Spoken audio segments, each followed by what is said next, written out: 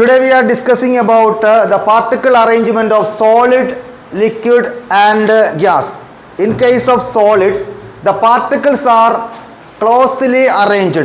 There is no movement inside the particles. The particles are very closely arranged in case of solids. When we melt the solids, it comes to the liquid form, and there is the particle have moved faster than in case of solids, and there is some space between the particles. There is some space between the particles. Again we are changing the temperature or increasing the temperature.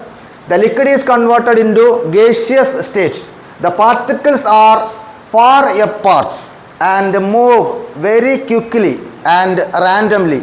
In these three cases, there is the particles are closely arranged, there is some space between the particles, and there is big space between the particles. Depend upon that one, the movement is faster in case of gaseous states and slow in case of liquid states, and there is no movement in case of solid states. Understood?